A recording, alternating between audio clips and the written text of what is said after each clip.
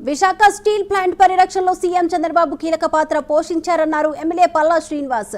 Steel ప్లాంట్లో 50% ఉపాధి ఉక్కు నిర్వాసితులకు కాంట్రాక్ట్ కార్మికులుగా కల్పించాలని స్పష్టం చేశారు.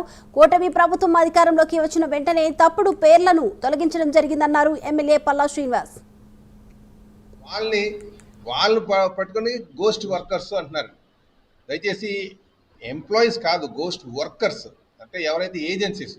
ఈరోజు అందుకే అన్నాను, అక్కడ నిర్వాసితులు దీనికి సంబంధించి అక్కడ కాంట్రాక్టర్స్కి ఉంది, డిపార్ట్మెంట్ హెడ్స్కి ఐడియా ఉంది, కొంతమంది యూనియన్ నాయకులకి ఉంది. వీళ్ళకి తెలియకుండా జరగలే.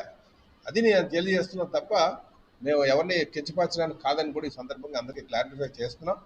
మా ధ్యేయం మేము తెలుగుదేశం పార్టీ, జనసేన, బీజేపీ కూటమి రాష్ట్రాల్లో నడుస్తుంటే ఆ రోజు కూడా చంద్రబాబు నాయుడు గారు ముఖ్యమంత్రిగా, ఆ రోజు వాజ్పేయి గారు కీర్తిశేషులు వాజ్పేయి గారు ప్రైమ్ మినిస్టర్గా, ఎర్రనాయుడు గారు కీర్తిశేషులు వారు కేంద్ర మంత్రిగా, స్థానికంగా ఎంఎస్ మూర్తి గారు వాళ్ళు ఎంపీగా ఉండి వాళ్ళందరూ కృషితోనే ఈరోజు ప్లాంట్కి 1337 కోట్ల రూపాయలు తీసుకొచ్చి లాభాల్లో నడిచేటట్టుగా చేయగలిగాం.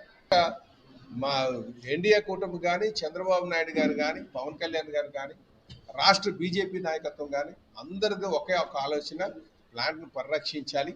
దానికోసమే ఈరోజు 14,040 కోట్లు తేవడం జరిగింది.